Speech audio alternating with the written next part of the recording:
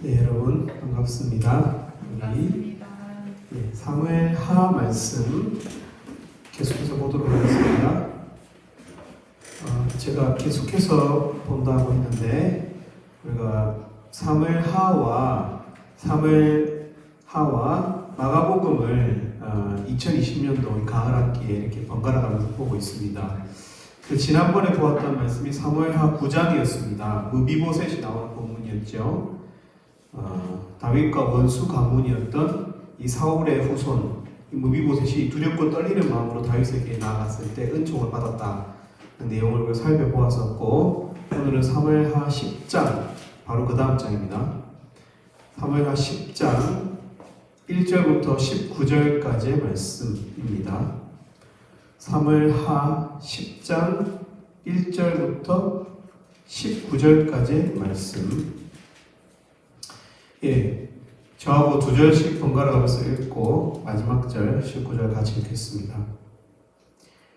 그 후에 암몬 자손의 왕이 죽고 그의 아들 한눈이 대신하여 왕이 되니 다윗이 이르되 내가 나하스의 아들 한눈에게 은총을 베풀어 그의 아버지가 내게 은총을 베푼 것 같이 하리라 하고 다윗이 그의 신하들을 보내 그의 아버지를 조상하라 하니라. 다윗의 신하들이 암몬 자손의 땅의 이름에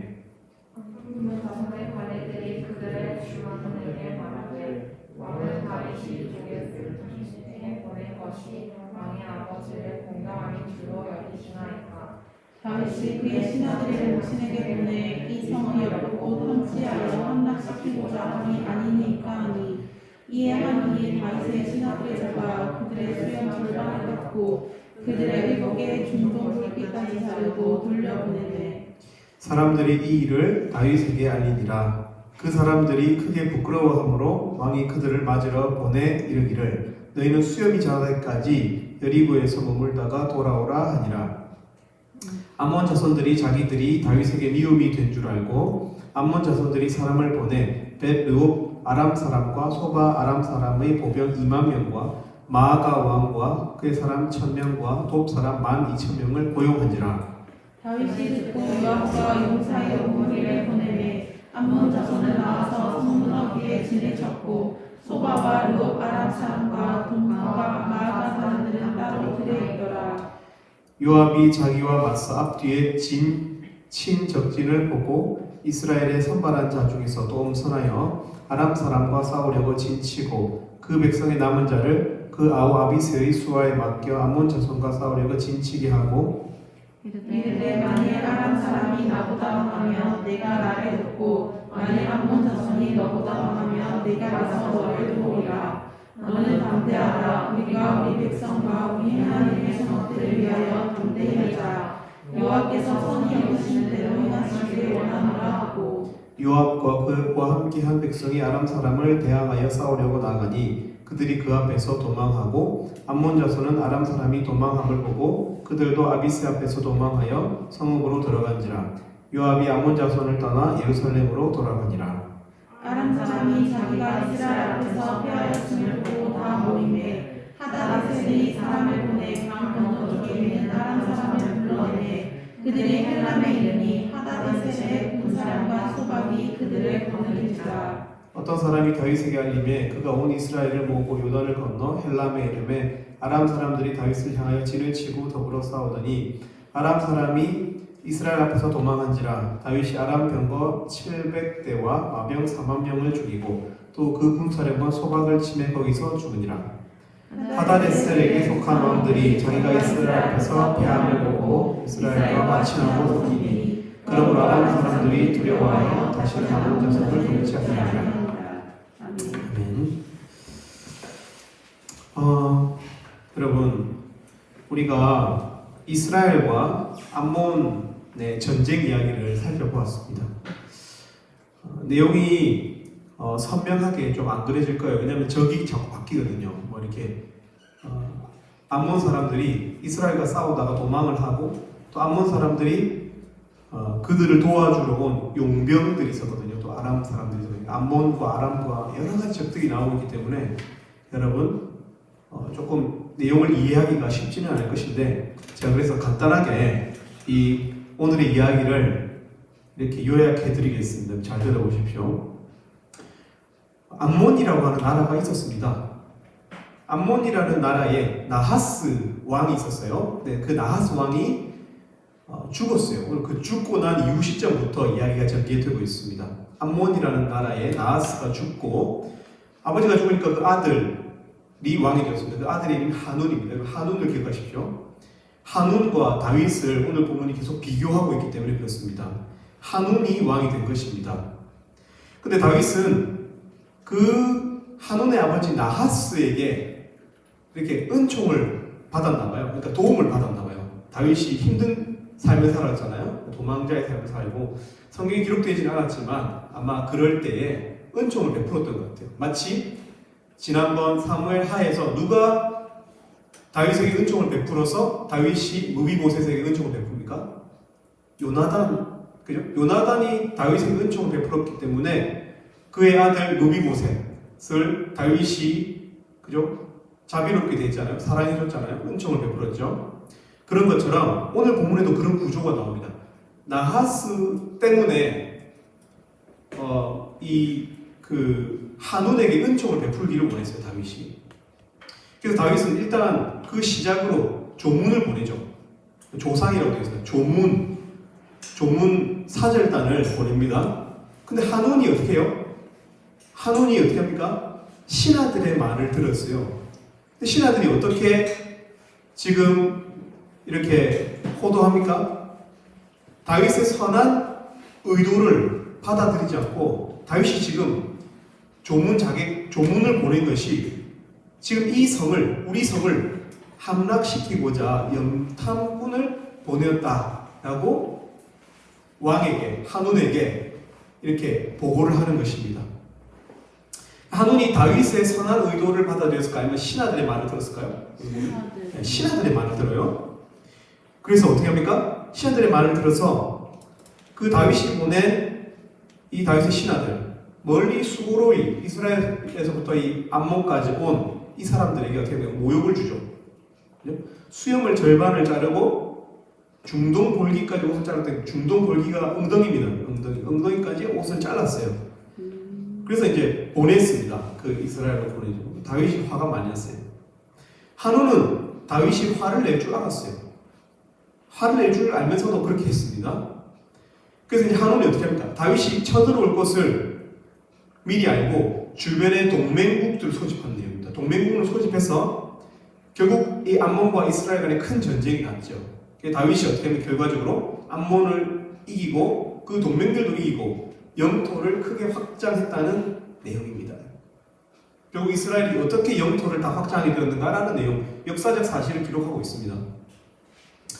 여러분, 오늘 본문에는 핵심적인 두 주인공이 등장하고 있습니다. 두 명의 사람이 등장합니다. 이 둘은 모두 왕입니다. 둘 다 각 나라들의 지도자들, 왕들입니다. 이스라엘의 왕인 다윗과 암몬의 왕인 한운이 바로 오늘 본문의 주인공입니다. 두 지도자들입니다. 여러분, 우리는 성경을 읽을 때 성경의 의도를 잘 살펴보면서 그것을 잘 따라가야 됩니다.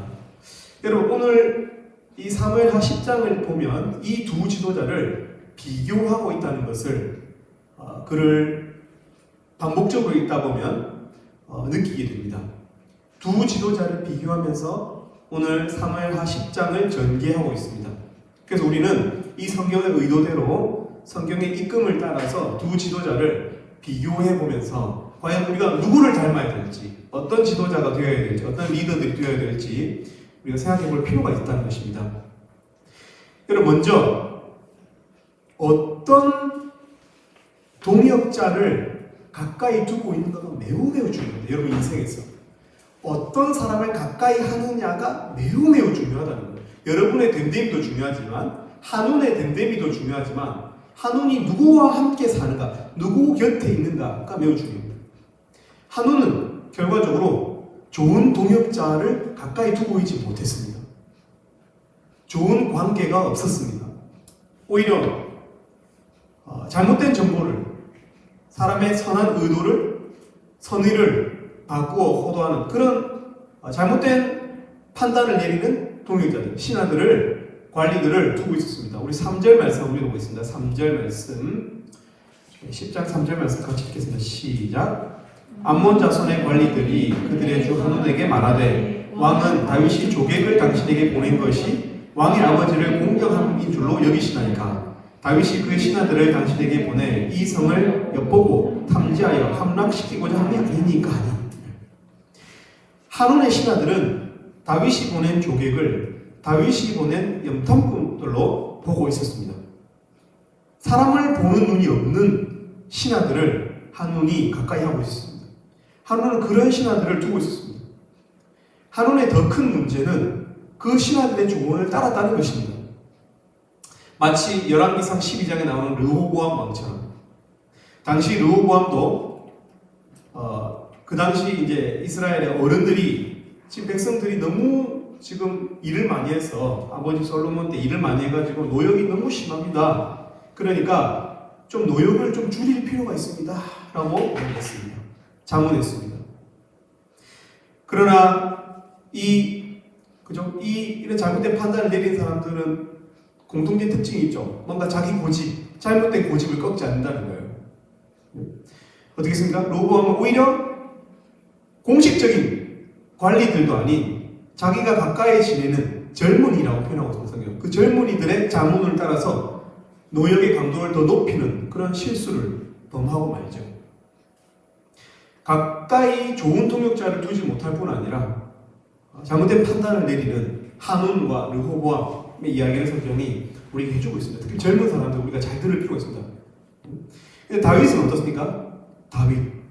다윗은 이런 이 큰 전쟁 앞에서 아주 충성스러운 동역자들을 곁에 두고 있었던 것 같아요. 우리 10장 11절 말씀 같이 읽겠습니다. 이 말은 다윗의 용사인 요압의 말입니다. 11절 말씀 같이 읽습니다. 시작. 이르되 만일 아람 사람이 나보다 강하면 네가 나를 돕고 만일 암몬 자손이 너보다 강하면 내가 가서 너를 도우리라. 이게 무슨 말이냐면은 이 요압이 지금 상대편 적군이 암몬과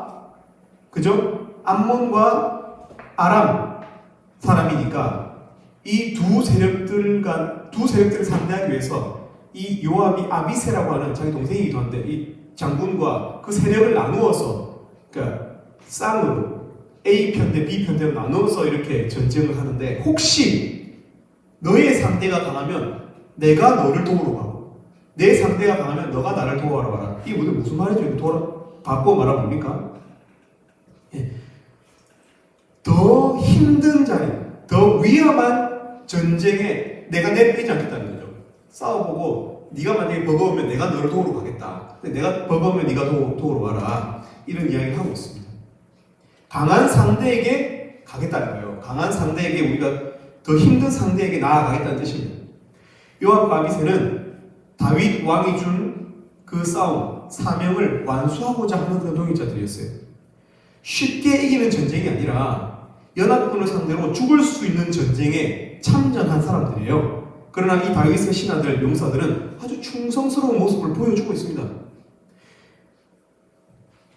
여러분, 요압은 이렇게 단지 충성스러운, 그냥 성격이 충성스럽고 용감한 사람이 아니었어요. 우리 12절 한번 해볼까요? 이 사람이 어떤 사람인지 12절 같이 읽겠습니다. 시작. 너는 담대하라. 우리가 우리 백성과 우리 하나님의 성읍들을 위하여 담대히 하자. 여호와께서 선히 여기시는 대로 행하시기를 원하노라 하고.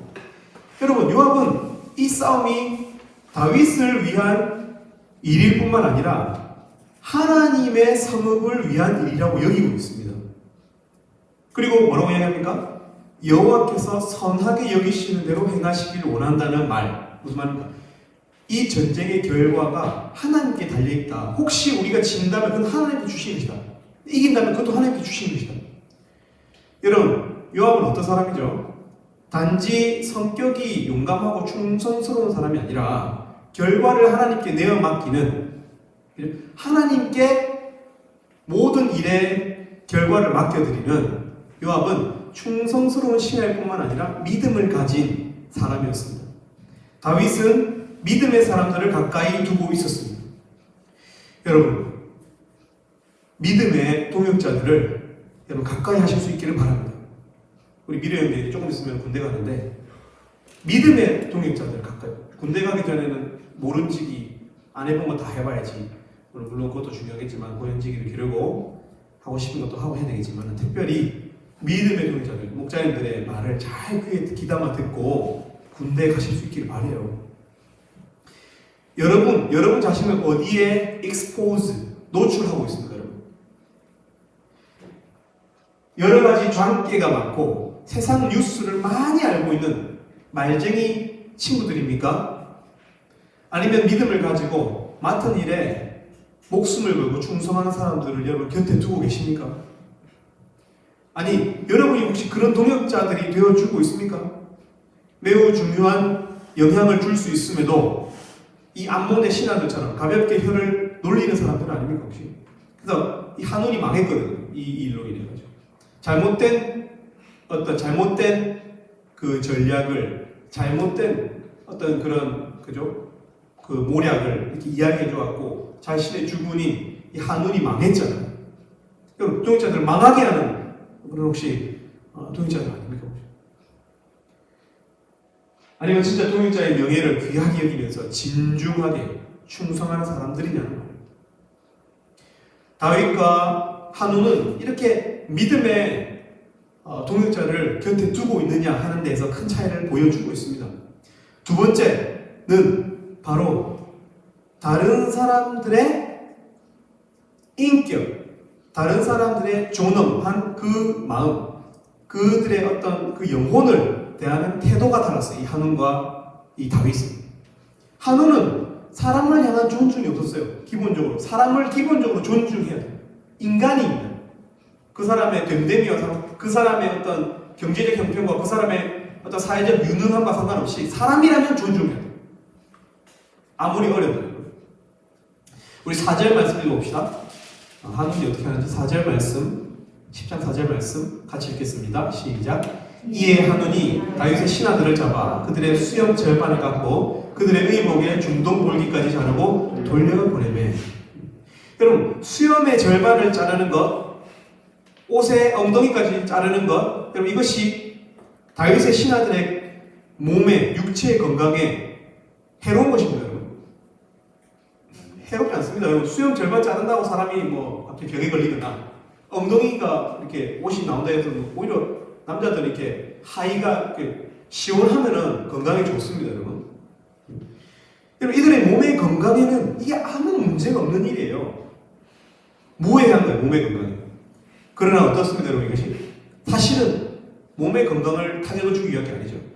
그들의 보이지 않는 그 마음 말이에요. 심리, 인격, 존엄, 명예에 심각한 타격을 주는 것들이잖아요. 여러분, 그런 의미에서 존중은 뭐죠? 타인의 심리까지 배려하는 것. 그들이 느끼는 슬픔, 걱정, 두려움, 외로움, 마음의 어떤 공고한 것들, 의기소침함들, 이런 것까지 배려하는 것이 인간을 향한 존중이에요. 그냥 밥만 먹여주는 것이 아니라 육체적 건강이 아니라 정말 그 사람의 눈빛을 읽고 그 사람이 지금 형편이 어떤지 돌아보는 거예요. 타인의 심리까지 배려하는 것이 존중이에요. 한우는 잠깐 자기의 재미를 위해서 타인에게 모욕감을 쉽게 줄 수 있는 사람이었다. 매우 찔렸어요.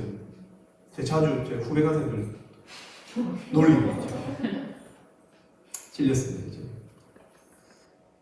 근데 다윗은 어떻죠, 여러분? 다윗 5절 한번 읽어볼까요? 다윗이 어떤 사람인지 5절 말씀 읽겠습니다. 시작. 사람들이 이 일을 다윗에게 알리니라. 그 사람들이 크게 부끄러워하므로 왕이 그들을 맞으러 보내 이르기를 너희는 수염이 자라기까지 여리고에서 머물다가 돌아오라 하니라. 여러분, 굳이 이 귀한 성경의 지면을 더하려 해서 부끄러워하고 있는 신하들의 감정을 기록하고 있습니다. 왜 그러죠? 이것이 바로 다윗의 시각이었기 때문입니다. 다윗의 마음의 하례였기 때문에 기록이 되고 있는 것입니다. 신하들의 부끄러움에 마음을 할애하고 있는 다윗의 섬세한 배려, 보내죠. 사람을 보내고 자기가 직접 가고 보내는 배려를 기록하고 있습니다.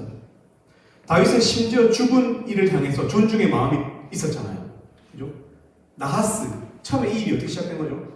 자기에게 은총을 베풀고 죽은 이 나하스라고 하는 이 암몬의 늙은 왕을 위해서 조문계를 보내면서 이 일이 벌어졌잖아요. 나하스를 위해서 이 현재적인 적국인 암몬의 사절단을 파견하는 사람이 다윗이었어요.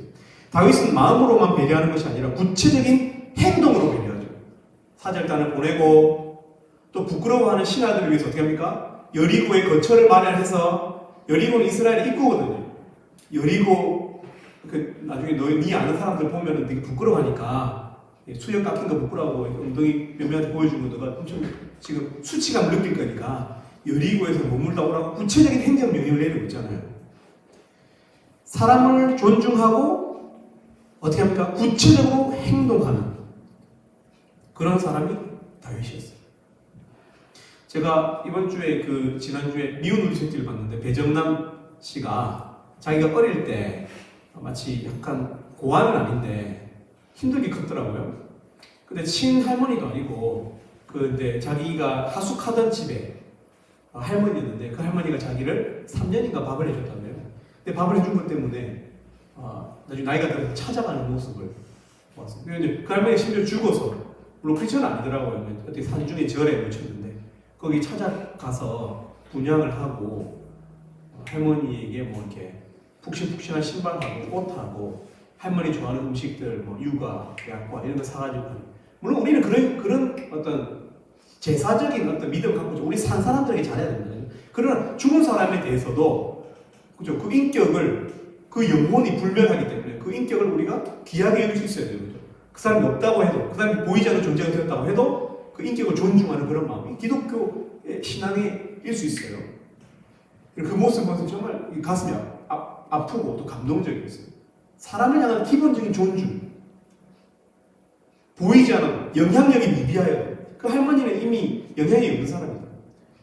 근데 받은 은혜에 대해서 감사할 줄 알고 그 영혼을 기억하는 자기도 가난하고 자기도 이렇게 뭐 여유가 있는 상황이 아님에도 불구하고 가는 그런 모습을 보았어요. 여러분 얼마나 다른 사람을 향한 존중의 마음을 가지고 있습니까? 여러분 정말 진지한 존중으로 여러분 인사하고 있나요? 우리 지체들에게 아무리 내 몸이 부사질 것 같아도 피곤해도 사람이 보이면 그 사람이 보이는데 그 사람이 혹시 어떤 상태인지를 돌아볼 수 있는 그런 존중의 마음을 하고 있습니다. 이타적인 기본적으로 기독교인이라면 아니면 그 사람이 먼저 말 걸기를 기다리고 있습니다. 혹시 여러분 마음만 착한 사람들 아닌가요? 마음만 있는 사람들 아닌가요? 구체적인 실행으로 존중의 마음을 표현하고 있습니까? 다윗과 한국은 이처럼 인간의 존엄에 대한 이 마음의 태도가 완전히 확연히 다른 사람들이었다는 거예요. 마지막으로 이 한온과 다윗을 이렇게 구분짓는 비교점은 책임감이었어요. 책임감. 한온은 14절에서 어떻게 했습니까? 우리 14절 말씀 같이 한번 읽어볼까요? 14절 말씀 시작. 암몬 자손은 아람 사람이 도망함을 보고 그들도 아비새 앞에서 도망하여 성읍으로 들어가지라. 요압이 암몬 자손을 떠나 예루살렘으로 돌아가니라. 여러분, 암몬 이 한온의 군대죠. 한온의 군대인 이 암몬은 어떻게 그들을 도와주러 온 용병들, 그들을 도와주러 온 용병, 이 아람 사람들의 도망함을 보면서 어떻게 했습니까? 그들도 도망해버렸어요. 한온이 이 암몬의 군대와 함께 했는지는 모르지만 적어도 어떻습니까? 이런 위기의 상황, 이 위기일발의 상황에 이 암몬 군대 수장인 한온의 이름이 들어오지 않아요. 한온의 이름이 안 보여요. 암몬 군대는 자신들을 도우러 온 동맹군의 위험을 보면서도 성에 숨었어요. 한온이 이 전쟁에 출정했는지 안 했는지는 몰라요. 사실 기록이 안 되어 있기 때문에. 그러나 다만 성경은 그것을 언급하고 있지 않아요. 이는 위험한 장소에는 없는 이 리더의 모습, 책임감이 없는 리더의 모습인 한온을 보여주고 있는 것입니다. 네, 여러분 다윗이 어떠합니까? 다윗 우리 18절 말씀 같이 한번 읽겠습니다. 시작. 아람 사람이 이스라엘 앞에서 도망하지라. 다윗이 아람 병거 700대와 마병 4만 명을 죽이고 또 그 군사령관 소박을 침해 거기서 죽으리라. 여러분, 지금 이스라엘 군대가 공격하고 있는 그 적군이 지금 어떻게 표현되고 있습니까? 아람 병거 700대예요. 그러니까 지금으로 보면은 탱크 700대라는 탱크 700대, 그리고 마병이 4만 명, 그리고 군사령관을 공격하고 있는 그 주체가 누구죠? 아니, 그러니까 소박을 공격하고 있는 다윗인가요? 진짜인가? 여러분, 아람 병거 700, 마병 4만을 다윗이 죽일 수 있나요? 없죠. 싸움의 주체는 당연히 이스라엘 군대입니다. 이스라엘 군대가 이렇게 했다는 거예요. 근데 성경은 어떻게 기록하고 있어요? 누가 쳤다고 기록하고 있어요? 다윗이 쳤다고 기록하고 있습니다. 이스라엘 군대가 아니라 다윗이 적군 병거들과 수많은 마병을 쳤다라고 기록하고 있습니다. 한우는 결정적인 전장에서 없었어요. 그 자리에.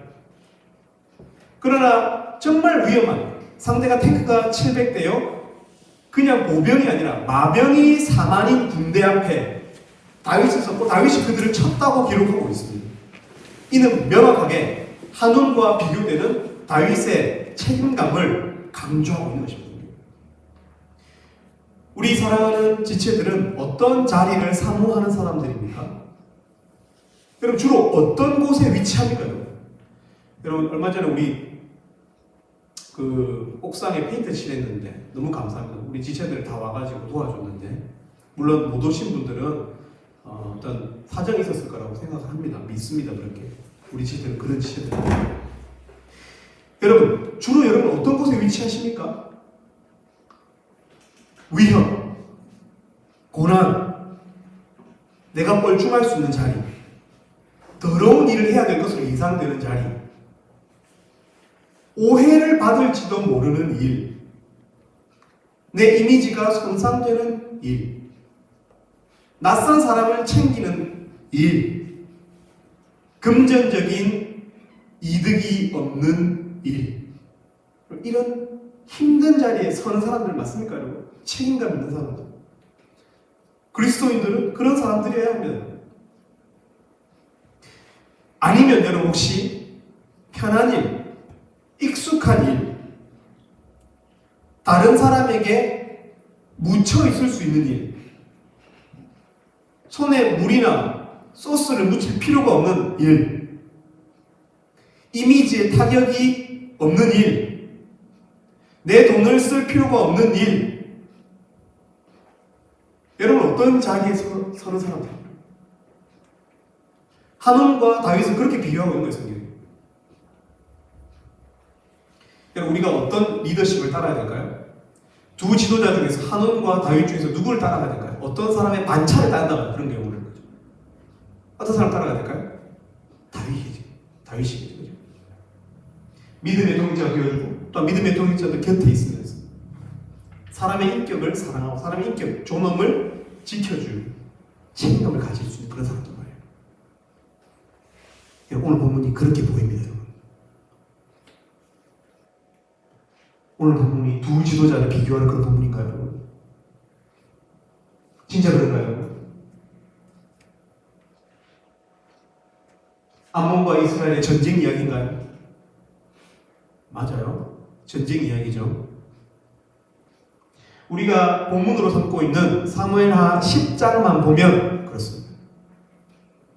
한운과 다윗을 비교하고 있고, 과연 우리는 누구의 반차를 따를 것인가? 그것도 성경의 메시지가 맞아요, 여러분. 두 왕들의 세력 다툼의 이야기로 보입니다. 두 지도자에 대한 이야기들로 보입니다. 그래서 A와 B, 동일한 어떤 A와 B가 있다면 우리는 B인 다윗을 따라야 된다. 위인전의 종류로 이 성경이 읽힙니다. 다윗의 위인됨을 다루고 있는 것처럼 보여요. 다윗의 본을 따르라는 이야기로 보입니다. 여러분, 과연 그렇습니까? 여러분, 우리가 좀 더 이 성경을 줌아웃해서, 여러분, 성경이 사무엘하 10장만 주어지지 않았죠? 사무엘하 10장만 주어지지 않았어요. 사무엘하는 총 24장으로 되어 있어요. 그러니까 성경을 그런 걸 좀 어려운 말로 뭐라고 말하냐면, 여러분, 우리 지체들은 통전적으로 읽을 필요가 있다. 성경을 통전적으로 부분으로도 보아야 되고 부분으로도 꿀떡꿀떡 요리를 해서 먹어야 되고 성경의 메시지를 먹어야 되고 줌아웃을 해서 또 성경의 메시지를 볼 필요가 있다는 거죠. 여러분 10장만 본다면 A와 B 두 지도자들 중에서 누구를 따를 것인가에 대한 메시지처럼 보여요. 그러나 좀 더 줌아웃해서 보자면 사무엘하 9장과 10장은 무비보셋과 한운의 이야기가 각기 다른 두 이야기가 아니라 한 구조 속에 있는 한 스토리임을 보게 됩니다. 여러분 9장에 무비보셋이라고 하는 다윗에게 원수된 집안의 이 아들, 정말 다윗에게 나가기 어려운 사람이었어요. 그죠? 근데 그 무비보셋에게 다윗이 원수인 무비보셋에게 은총, 헤세드를 베풀려고 했을 때 그 아버지 요나단이 먼저 베푼 은총을 따라서 다윗이 어떻게 했습니까? 그 아들 무비보셋을 선하게 여겼죠. 그죠? 은총을 갚았어요. 그러니까 다윗이 요나단이라는 인물 때문에 무비보셋에게 헤세드를 행하는 내용이었다는 거예요. 이 사무엘하 9장이. 그럼 우리가 본문으로 삼고 있는 이 사무엘하 10장은 어때요? 우리 10장 2절 말씀 같이 읽어보겠습니다. 10장 2절 말씀 오늘 본문입니다. 같이 한번 읽어보겠습니다. 시작. 다윗이 이르되 내가 나하스의 아들 한운에게 은총을 베풀되 그의 아버지가 내게 은총을 베푼 것 같이 하리라 하고 다윗이 그의 신하들을 보내. 여기까지. 여러분 10장에도 특별한 단어 헤세드가 반복이 되고 있습니다. 어때요? 시리즈예요. 시리즈. 여러분 해리포터 시리즈 1만 보고 2 안 볼 수 있는 사람 있나요, 여러분? 저 있어요. 저요. 1 보고 시간이 너무 많이 걸려서 2를 아직 안 읽었어요. 1도 제일 마음밖에 안 읽었어요. 그런 게 마음이 정말 재미없는 이야기는 완전. 해리포터가 재미없다는 게 아니고 저는 그렇게까지는 이제. 여러분 해리포터보다 더 재밌는 이야기가 성경 이야기죠. 여러분 사무엘하 9장과 사무엘하 10장은 한 시리즈라는 거예요. 10장도 사무엘하 9장처럼 다윗이 어떤 자기가 받은 은총을 대신 지불해준 그 은총 때문에 그 아들에게 어떻게 합니까? 은총을 베풀려고 하는 내용이라는 거예요.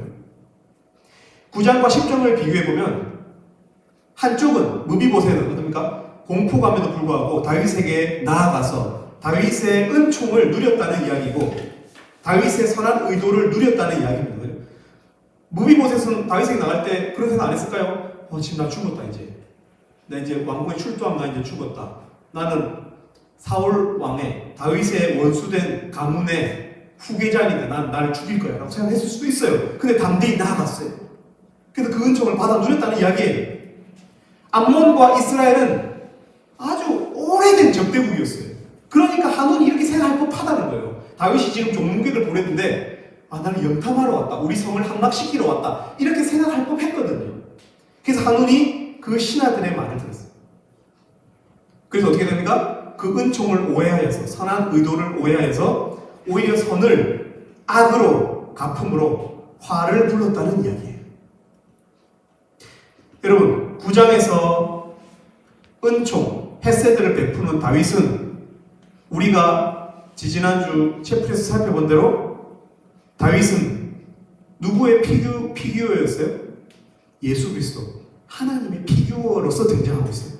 하나님의 모델, 예수님의 모델로서 무비보셋 같은 우리들에게 어떻게 선한 은총을 베푸는 내용이었다는 걸 우리 봤잖아요. 기억 안 납니까 여러분? 챕터에 거의 다 왔던 사람들 같은데 10장에서도 동일하게 그 다윗이 은총, 헤세드를 베풀고 싶어 한다는 내용입니다. 그리고 그 선의를 받을 다음 사람은 한운이라고 말하고 있는 거예요.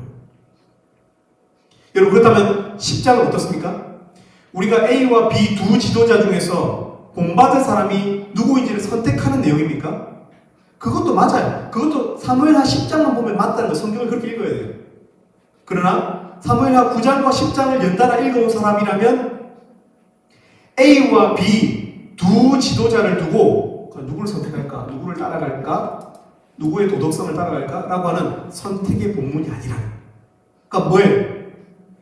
다윗과 한우는 바로 하나님과 우리에게 은혜 주시기를 원하시는 관계를 비록 우리가 원수였지만 과거에는 암몬과 이스라엘 원수였지만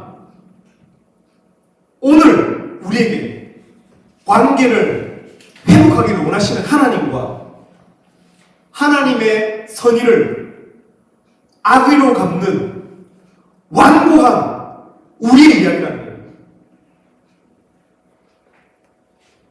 이 본문은 두 지도자에 대한 이야기가 아니고 바로 하나님과 하나님의 은혜에 대해서 지독하게 완고하고 은혜를 모독하는 하나님의 선의를 하나님의 사랑을 받아들이지 못하고 그것을 악의로 갚는 고집스러운 죄성을 가지고 있는 우리에 대한 이야기라는 거예요. 10장에서 한우는 하나님의 선의를 무시하고 오히려 모욕하고 무시하는 하나님께서 보낸 사역자들을 하나님께서 보낸 사절단을 털을 깎고 수염 절반을 잘라버리고 엉덩이를 보이기 위해서 돌려보내는 모욕하고 하나님의 은혜를 모욕하고 무시하는 우리일 수 있다는 거예요. 한우는 하나님의 은혜를 대하는 우리의 그 삐딱한 자세를 보여주는 우리의 죄된 한 단면을 보여주는 그런 사람 아니에요. 여러분 잘 들으십시오. 하나님의 은혜에 반응하는 두 종류의 사람이 있습니다. 우리는 둘 중에 하나예요. 머비보셋이거나 아니면 한운이거나. 하나님께 나아가는 것은 어려운 일입니다. 우리 죄 때문에 어려운 일이에요. 무서워요. 하나님의 은혜를 쉽게 받는다? 그런 사람 없어요. 본인 스스로 착각하는 거예요. 정말 심각하게 자기 죄를 깨닫고 하나님이 그 죄를 얼마나 미워하는지를 증오하는지를 제대로 성경적으로 알게 된다면 하나님께 나아가는 것이 정말 어려워지는 것입니다. 그럼에도 불구하고 그의 공의로운 죄를 징벌하는 그 성품에도 불구하고 오늘 우리에게 은혜 베풀기를 원하시는 그의 선하심에 대한 믿음이 필요하다는 거예요. 하나님의 성품을 믿는 믿음으로 은혜를 받는 이 도전적인 선택을 해야 한다. 그 은총을 받아 먹을 때는 그것이 놀라운 은총이 되지만 은총을 거절할 때는 오늘 우리 본문을 보면 어떻습니까? 심판이 된다는 거예요. 한운이 어떻게 하나님의 은혜를 거절했습니까? 어떻게 무시하고 조롱했습니까? 그죠? 한운이 어떻습니까? 그냥 단지 아주 정중하게 신사답게 하나님의 은혜를 거절한다고 오늘 본문이 이야기하고 있습니까? 여러분 세상에서는 하나님이 없이도 잘 산다라고 말하는 사람들이 있어요. 그 사람들 자기 자신을 무신론자라고 말해요. 반기독교주의자가 아니라 무신론자라고 하는 중립적, 뉴트럴한 그런 언어를 써요. 우리는 그런 사람들을 중립적으로 평가하는 경향이 있어요. 그냥 기호의 문제라고 쉽게 신사적인 거절이라고 여기는 경향이 있다는 거예요. 여러분 그러나 성경 본문이 말하기를 이렇게 말하고 있는 거예요. 그 하나님을 거절하는 그 마음의 중심, 의도는 하나님을 신사답게 거절. 하나님 저를 창조해 주셔서 감사해요. 그러나 그거까지 제가 필요 없을 것 같아요. 이런 거절이 아니라 하나님을 부정하는 것은 하나님을 그 은혜를 무시하고 조롱하는 처사다라고 성경이 이야기하고 있는 거예요. 이분법적으로 이야기하고 있는 거예요. 마땅히 은총을 나눠야 할 그 영적인 관계를 부정하는 것이라고 이야기합니다. 저는요, 제 딸이 저에게 마치 그냥 이렇게 할 때 기분 나빠요. 그냥 뭐랄까요? 제 딸이 그냥 저에게 뭐 이렇게 엄청 이렇게 호의적인 반응을 보이는 것도 아니고 부정적인 반응을 보이는 것도 아니지만 마치 남인 것처럼 내가 가지고 있는 용돈은 내 거. 이번에 제 딸이 용돈을 많이 받았거든요. 어디 가서. 근데 어떤 그런 저와 아버지와 딸의 관계성이 있어서 부모와 자녀들의 관계성이 있어서 제 딸이 아주 정중하게 거절하는 거. 아빠 싫어요. 이 돈은 제 거예요. 이렇게 말하는 것이 기분 나쁘다고. 우리는 그런 관계가 아니니까. 사랑의 관계는 그런 거예요. 그것이 신사답다고 하여도, 별 악의적인 감정이 없다고 하여도 싸늘한 처사들, 합리적인 처사들, 그런 것은 성경이 어떻게, 하나님께서 어떻게 표현하면 무시하고 조롱하는 것이다 라고 이야기하는 거예요. 한우는 다윗의 의도를 자기 성을 함락시키려는 것으로 보았어요. 여러분, 우리도 마찬가지 아닙니까? 하나님을 주인 삼을 때 우리의 성, 우리의 소유를 전부 빼앗길 것처럼 생각하고 있지 않습니까? 사실. 그래서 자기 주도권, 자기 삶의 주도권을 내어놓으려고 하지 않는 그런 본성 아니에요, 사실. 자유를 잃을 것 같은. 하나님을 깊이 사랑하고 섬길 때 내 자유를 다 잃어버릴 것 같은 여러분, 그런 마음 아니에요, 사실. 그래서 우리 핸들을 하나님께 주려고 하지 않죠. 그러나 본문이 말하고 있습니다. 하나님의 선하심을 믿으라는 거예요. 그의 은혜를, 그가 선한 의도로 은혜를 베풀 때 그 은혜를 받아 누리라 라고 이야기하고 있습니다. 하나님께 내 주도권을 내어드리기 싫은 자기 중심성을 오히려 적으로 삼으라는 거예요. 사람을 부끄럽게 하기를 쉽게 여기는, 인정이 없이 무정하고 타인의 존엄 짓밟는 것을 자기 오락으로 삼는 우리의 죄성을 시인하라는 거예요. 오늘 본문은 은총을 거절하는 마음이 악하다는 것을 한운을 통해서 보여주고 있습니다. 성경은 죄인의 특징을 선을 악으로 갚는 마음이라고 표현했어요.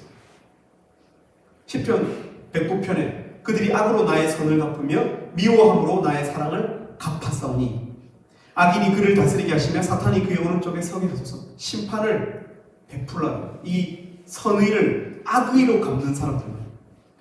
여러분, 하나님의 선하심을 믿는다면, 여러분 그 선하심을 받아들인다면 우리 성을 지키고 싶은 자기 중심성, 자기 회세성을 버려버리고 하나님의 주권을 인정하세요. 삶에 있어서.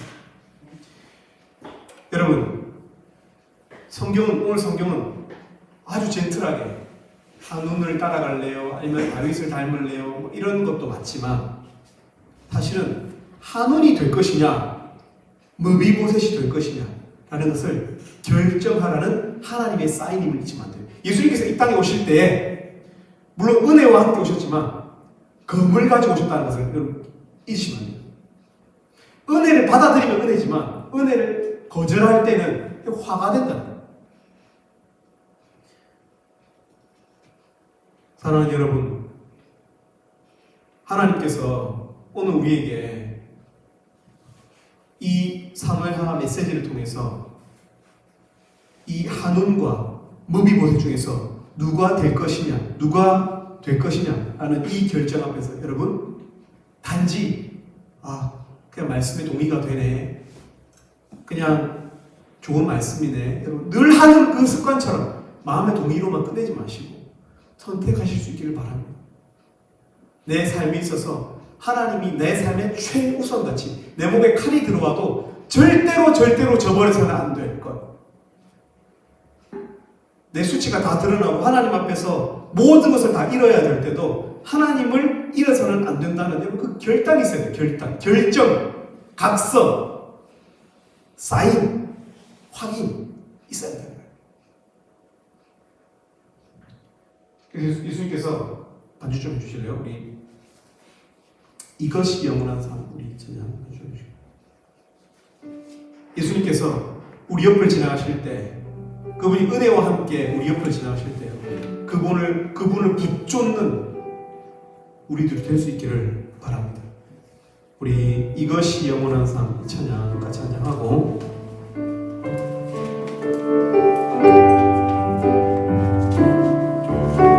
영원한 삶임에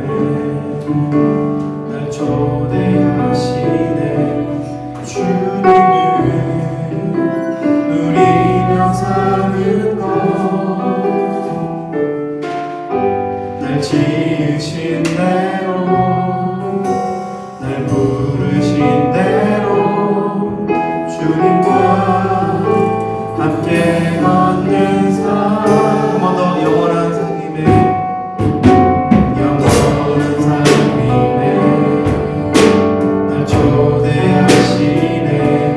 주님을 누리며 사는 것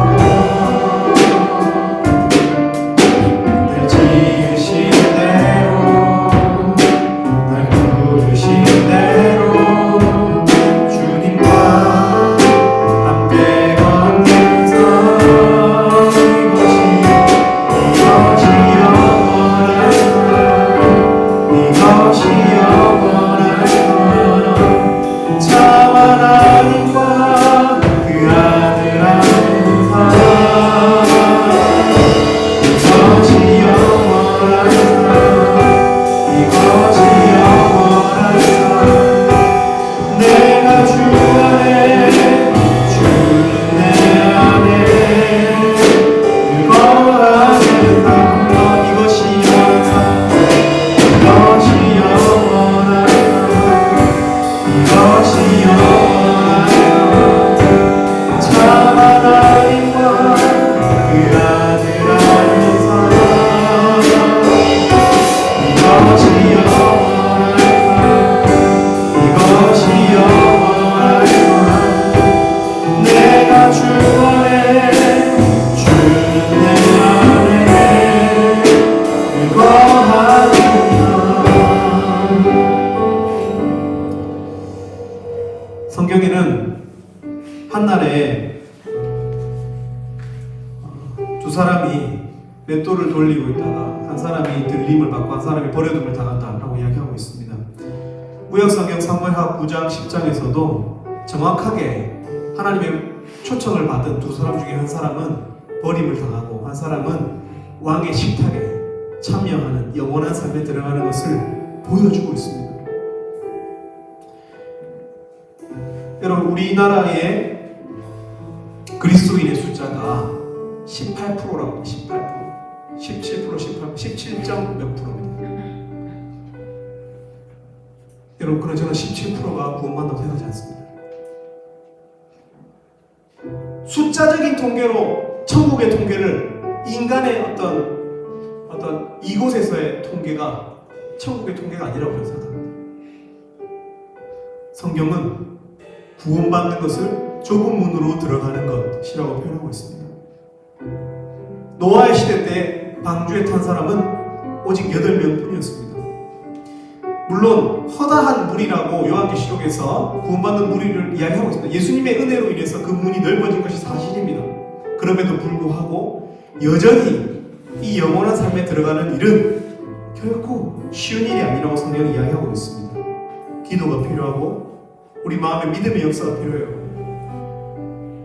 여러분, 우리 부산내간에 우리의 사역이 영광스러운 이유는 우리가 눈에 보이는 이 조직, 사람들, 목자님들, 모임들이 아니라 정말 이 영원한 운명을 가르는 이 일에 우리가 쓰임받고 있기 때문에 여러분,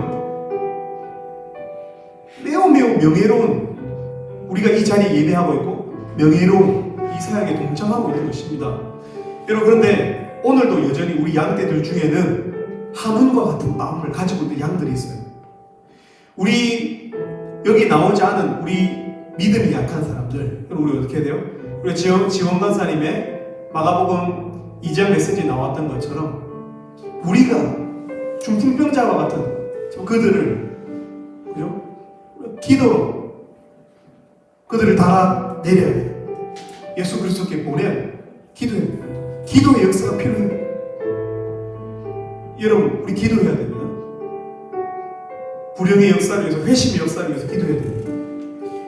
우리 자신이 혹시 한운과 같은 그런 마음을 가지고 있다면 우리 자신을 위해서 기도하시고, 특별히 우리 캠퍼스에 있는 우리 지체들 가운데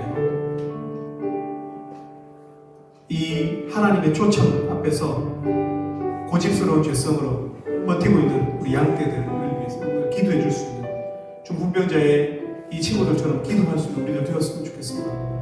우리 시간은 잠깐 기도하도록 하겠습니다. 우리 자신을 위해서 우리 셀에 있는 우리 사랑하는 양떼들의 믿음을 위해서 이 시간 정말 중풍병자를 달아내리는 심정으로, 예수 계신 곳에 우리 사랑 동역자들 달아내리는 그 심정으로 우리 시간 함께 기도했으면 좋겠습니다. 기도하시겠습니다.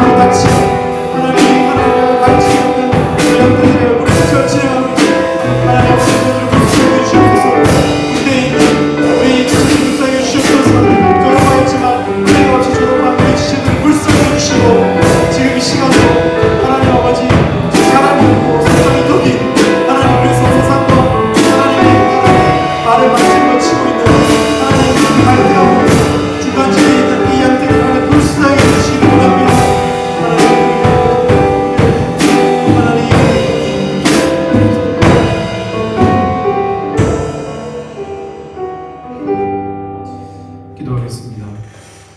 하나님 아버지, 정말 하나님 앞에서 정말 제 모습이 나이성 이 과부의 아들처럼 죽음 같은 영적 심장이 없는 하나님 그런 모습은 아닌지 하나님 되돌아보게 됩니다. 하나님의 말씀 앞에 미라처럼 반응하지 않는 하나님 저희들을 깨워주시기를 원합니다. 성령 하나님 불쌍해 주시기를 원합니다. 그래서 사람을 좋아하고 모임을 좋아하고 하나님 떡을 떼는 일, 즐거운 일을 좋아하지만 정말 하나님을 향해서는 갈증이 없는 그 영혼의 갈증, 영혼의 굶주림을 느끼지 못하는 정말 이 죽은 시체들 같은 우리 양떼들 하나님 불쌍히 여주시고 하나님의 살아계심을 보여주옵소서. 하나님의 이 공포스러운 모습, 그러나 이 사자와 같은 하나님이 또 이 양과 같은 하나님이신 것을 하나님 불쌍히 계시는, 지금도 너무너무 불쌍히 계시는 그 하나님이 되시는 것을 정말 죽이고 싶어 하시면서 살리고 싶어 하는 그 모순적인 그 하나님의 눈빛을 우리 양떼들이 느낄 수 있도록 도와주시옵소서. 이 시간도 군대에 있는 우리 지체들을 불쌍히 해주시고 하나님을 향해서 타는 갈증을 허락해 주시기를 원합니다.